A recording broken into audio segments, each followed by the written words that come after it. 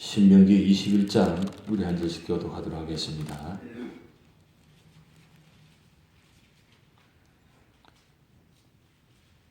내 하나님 여호와께서 내게 주어 차지하게 하신 땅에서 피살된 시체가 덜에 엎드러진 것을 발견하고 그 쳐죽인 자가 누구인지 알지 못하거든.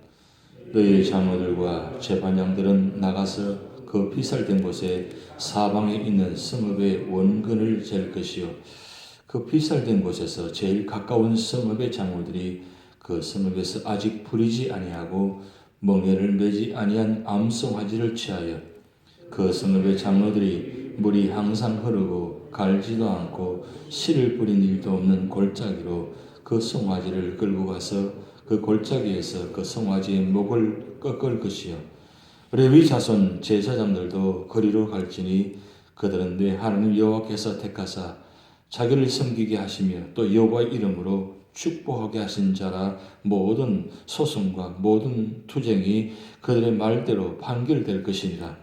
그 피살된 곳에서 제일 가까운 성읍의 모든 장로들은 그 골짜기에서 목을 꺾은 암송아지 위에 손을 씻으며 말하기를, 우리의 손이 이 피를 흘리지 아니하였고 우리의 눈이 이것을 보지도 못하였나이다. 여호와여, 주께서 성령하신 주의 백성 이스라엘을 사하시고 무지한 피를 주의 백성 이스라엘 중에 머물러 두지 마옵소서 하면 그 피 흘린 죄가 사함을 받으리니, 너는 이와 같이 여호와께서 보시기에 정직한 일을 행하여 무죄한 자, 피 흘린 자를 너희 중에서 제할지니라. 내가 나가서 적군과 싸울 때에 내 하나님 여호와께서 그들을 내 손에 넘기심으로 내가 그들을 사로잡은 후에 내가 만일 그 포로 중에 아리따운 여자를 보고 그에게 연연하여 아내를 삼고자 하거든 그를 내 집으로 데려갈 것이요, 그는 그 머리를 밀고 손톱을 베고 또 포로의 의복을 벗고 내 집에 살며 그 부모를 위하여 한 달 동안 애국한 후에 내가 그에게로 들어가서 그의 남편이 되고 그는 내 아내가 될 것이요, 그 후에 내가 그를 기뻐하지 아니하거든 그의 마음대로 가게 하고 결코 돈을 받고 팔지 말지니라. 내가 그를 욕보였은즉 종으로 여기지 말지니라.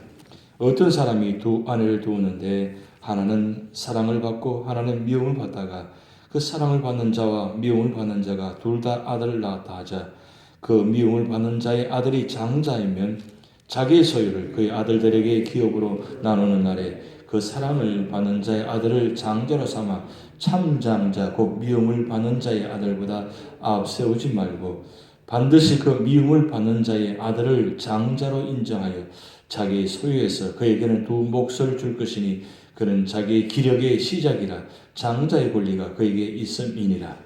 사람에게 완악하고 패역한 아들이 있어 그의 아버지 말이나 그 어머니 말을 순종하지 아니하고 부모가 징계하여도 순종하지 아니하거든 그의 부모가 그를 끌고 성문에 이르러 그 성읍 장로들에게 나아가서 그 성읍 장로들에게 말하기를, 우리의 이 자식은 완악하고 패역하여 우리 말을 듣지 아니하고 방탕하며 술에 잠긴 자라 하면 그 성읍의 모든 사람들이 그를 돌로 쳐 죽일지니, 이같이 내가 너희 중에서 악을 취하라. 그리하면 온 이스라엘이 듣고 두려워하리라.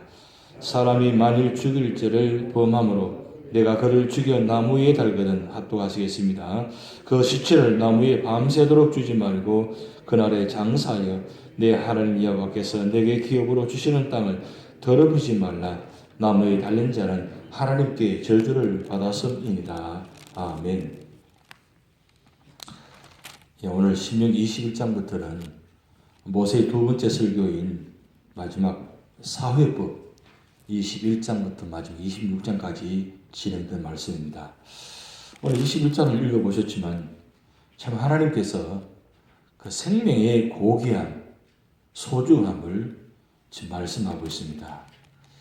그래서 오늘 몇 가지 말씀드리는데 특별히 오늘 1절부터 9절까지 말씀 보면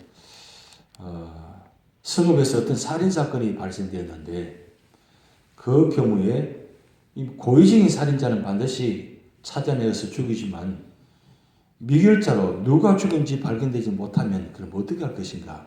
그것을 지금 말씀하고 있습니다. 그래서 여기서 참 중요한 건 뭐냐면 그 미결된 누구도 알지 못하는 그런 사건이 일어났을 때에 그 사건을 그냥 파묻혀주고 그냥 버려두는 것이 아니라 그 주변의 성읍들 모두가 공동적인 책임을 갖게 해서 그 일을 진행했다는 겁니다. 그러니까 결국은 한 사람도 그 생명이 아무렇게나 부지중에 살인해서 끝나버리지 않게 하시고 그것이 비록 아무도 모르게 살인으로 죽음을 당한다 할지라도 그 생명을 고귀하게 생각해서 존중해서 그 일을 처리하는데 오늘 말씀이 이렇게 나타납니다. 먼저 피살자 위치로부터 가장 가까운 성읍의 장로들을 속죄의식의 지평자로 세웁니다. 그러고 난 다음에 그것이 1절부터 3절까지 진행되는데 두 번째로는 장로들은 아직 한 번도 부려보거나 멍에 매지 아니한 암송아지를 택합니다. 그리고 그 암송아지를 끌어다가 물이 흐르고 경작할 수 없는 깊은 산골짜기 가서 목을 꺾습니다. 근데 여기 목을 끈다는 말은 왜 그러냐면 아직 붙잡히지 아니하는 살인자에 대한 증거를 간다는 뜻입니다. 그 송아지가 무슨 죄가 있습니까? 근데 그 암송아지를 아무도 모르는 경작도 하지 않은 그런 가보지 않은 그런 골짜기로 데려가 가지고 먼저 잡기 전에 목을 꺾어 가지고 이제 업적을 진행합니다. 그러고 난 다음에 이때 제사장이 입회하는데 입회할 때 장로들은 송아지 위에 물로 손을 씻으면서 그다음에 자기 성읍의 모든 백성들의 살인죄와 무관하다는 것을 표시합니다. 그래서 손을 씻는다는 것은 죄가 없다는 뜻이거든요. 근데 제사장이 이 송아지 잡을 때에 물로 손을 씻으면서 이 송아지를 통해서 이 주변의 모든 성읍들의 사람들은 죄가 없다 이렇게 선포하면서 맹세합니다. 그리고 그 다음 마지막은 무고하게 죽은 자의 피해에 대한 책임이 자신들에게 임하지 않도록 제사장이 마지막 기도합니다. 그러니까 결국 철저하게 이런 진행되는 모습들을 보면 결국은 송아지를 한 마리 잡는다 할지라도 그냥 잡지 않게 하시고 목을 꺾게 하고 물로 손을 씻게 하고 그리고 그 위에다가 이 성읍의 모든 사람들이 죄가 없다는 것을 선포하면서 마지막 기도하는 장면. 참 그 성읍 주변의 사람들을 그렇게 생명의 고귀함을 보여주는 장면입니다. 여기서 중요한 것은 범죄자를 처리하는 것은 단순히 그 사건은 끝나지 않게 하고 그 범죄자를 말미암아 모든 사람들이 같은 공동적인 책임의식을 갖게 한다는 데 여기에 의미가 있다는 것입니다. 어떤 일들이 있고 어떤 사건들이 있으면 다 책임 회피하게 됩니다. 그리고 오히려 또 그 일로 말미암아 불편하니까 또는 그것 때문에 어떤 사람들이 또 교회적으로 아니면 어떤 가정적으로 피해를 입을 수 있으니까 회피할 수 있습니다. 여기 말씀 보면 그렇게 해서는 안 된다는 말씀입니다. 예를 들자면 교회 안에 어떤 일이 있게 되면 그 문제가 그 가정의 일이 단순히 그 가정의 일뿐 아니고 전체 교회가 다 책임의식을 갖고 함께 기도하면서 문제를 해결해 나가야 그것이 진정한 문제 해결된다는 뜻입니다. 그렇게 될 때에 그 가정도 살고 그리고 모든 주변에 함께 있는 분들도 함께 살고 그러므로 통해서 우리는 하나다는 것 굉장히 중요하게 생각합니다.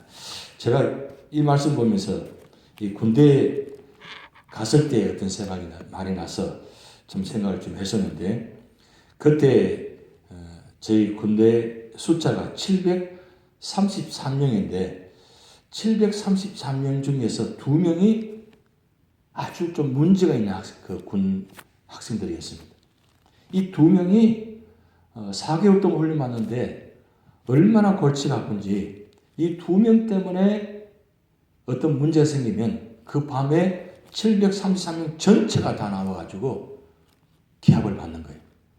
한 번이 아니고 두 번이 아니고 수십 번씩 그런 일이 있었어요. 결국은 이 2명은 끝까지 같이 하지 못하고 이제 퇴교당하게 되었습니다. 임관할 때 같이 받아야 되는데 결국 731명이 임관하게 되었어요. 근데 그때 기합 받을 때 구가 뭐냐면 우리는 하나다. 우리는 하나다. 이거는 얼마나 많이 외칠지 몰라요. 누가 한 사람 잘못하면 733명이 다 같이 기합을 받는 거예요. 그걸 4개월 동안 귀에 박히도록 하니까 결국은 마지막 때 가서는 누가 잘못하면 처음에는 한 1개월쯤 지날 때는 막 그 사람을 대해서 원망하고 비판하고 하여튼 그렇게 했어요. 근데 그게 시간이 지나면서 서로가 마음들이 야, 우리 잘하자. 우리가 하나니까 공동체 의식이니까 잘하자. 잘해야 된다. 그러면서 서로가 막 눈치를 보면서 서로가 위해지고 서로가 함께 하니까 마지막 훈련 끝날 때는 731명이 똘똘 뭉쳐가지고 그 하나가 되어서 잘할 때 마지막은 전부 다 박수 치면서 야, 우리 참 잘했다. 그때 하나가 되는 마음, 그 공동체 의식. 그래서 참 훈련이 참 중요하구나. 그리고 하나라는 개념이 참 중요하구나. 혼자 잘하는 것도 중요합니다. 그런데 다 같이 잘하는 것이 중요합니다. 비록 실수가 있습니다. 서로가 잘할 수 없잖아요. 군대 생활을 하지 않다가 와서 군대에 훈련 받으니까 얼마나 힘들겠어요. 그렇게 시간이 지나면서 처음에는 정신없이 지나다가 나중에 보니까 한 4개월쯤 지나니까 나무잎이 크게 자라가지고 그것이 손바닥만 하게 될 때 그때 보여지더라는 거예요.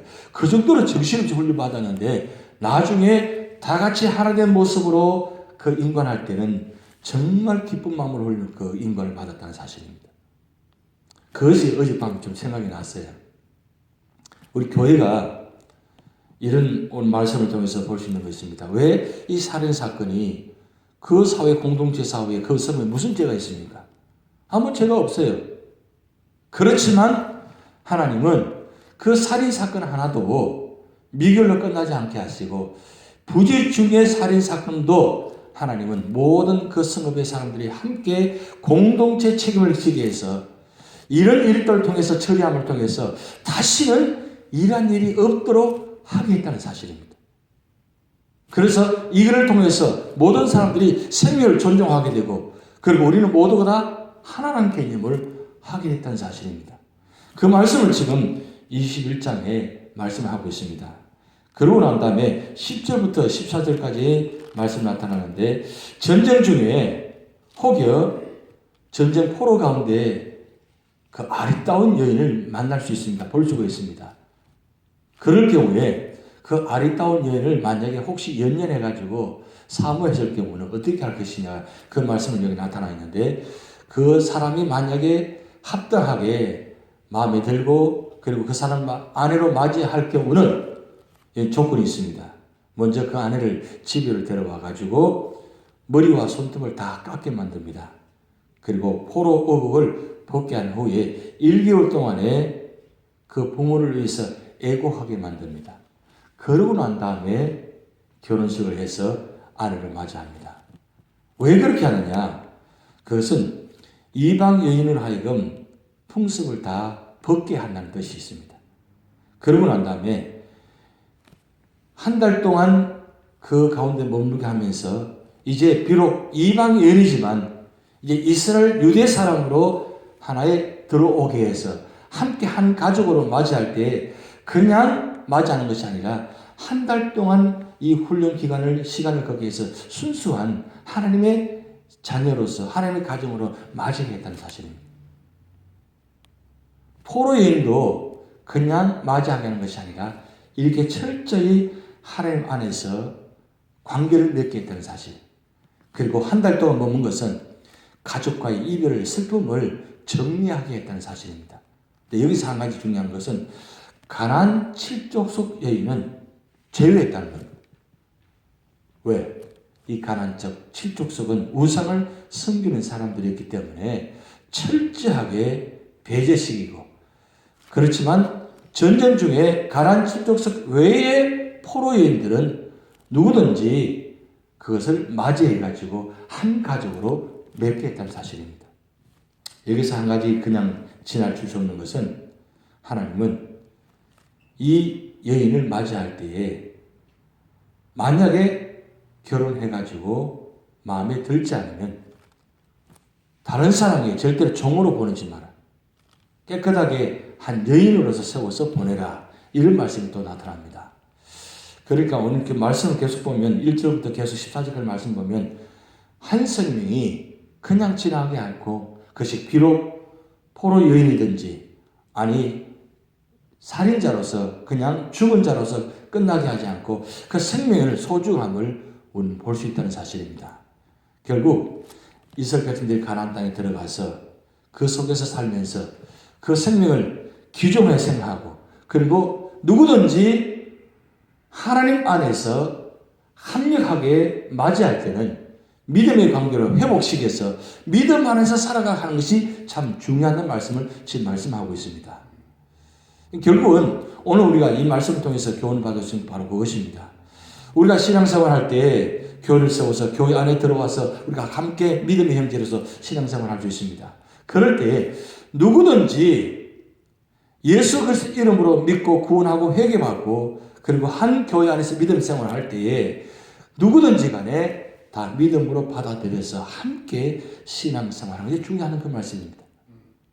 왜냐하면 우리는 예수 그리스도를 말미암아 구주로 영접하게 되고 회개한 사람들이기 때문입니다. 모든 사람은 다 믿음 안에서 하나님의 한 자녀가 되었다는 뜻입니다. 그럴 경우에 비록 부지불식간에 실수한 일이 있고 잘못한 일이 있고 그리고 때로는 여러 가지 어려움을 당할 수가 있습니다. 그럴 때 우리가 어떻게 믿음으로 바라보느냐 그것을 생각하면서 신앙생활을 하는 것입니다.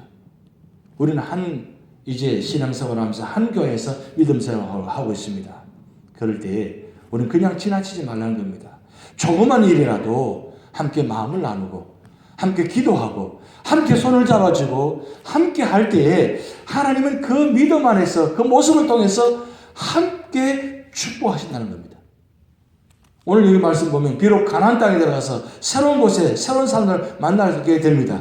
그렇지만 결국은 그 가나안 땅은 하나님께서 주신 약속의 땅, 축복의 땅입니다. 그러면 그 하나님께 주신 약속의 땅, 축복의 땅에 있는 모든 사람들도 누구든지 영접하게 되고 회개하게 되면 다 받아들여서 함께 살아간다는 그 뜻이 있습니다.